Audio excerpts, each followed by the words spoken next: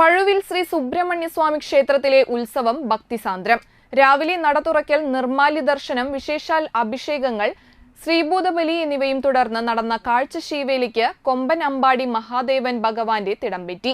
പഴുവിൽ രഘുമാരാരുടെ നേതൃത്വത്തിൽ പാണ്ടിമേളം അകമ്പടിയേകി.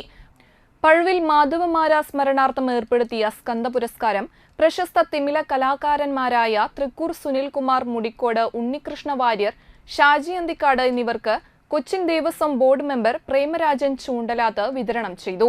വൈകിട്ട് 5 ആനകളോടുകൂടിയ കൂട്ടിയെഴുന്നള്ളിപ്പ്, വൈകിട്ട് നാദസ്വരം, ദീപാരാധന, പള്ളിവേട്ട എന്നിവയും നടന്നു. ക്ഷേത്രാഘോഷ ചടങ്ങുകൾക്ക് ക്ഷേത്രം തന്ത്രി ചെറുക്കുന്നത്ത് മന വിഷ്ണു നാരായണൻ നമ്പൂതിരി മുഖ്യ കാർമ്മികത്വം വഹിച്ചു.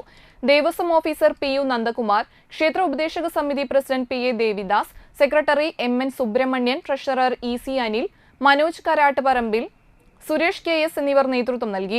വ്യാഴാഴ്ച രാവിലെ 8-ന് ആറാട്ട്, കൊടിക്കൽപ്പറ, കൊടിയിറക്കൽ, ആറാട്ട് കഞ്ഞി വിതരണം എന്നിവയുടെ ഉത്സവ ചടങ്ങുകൾക്ക് സമാപനമാകും.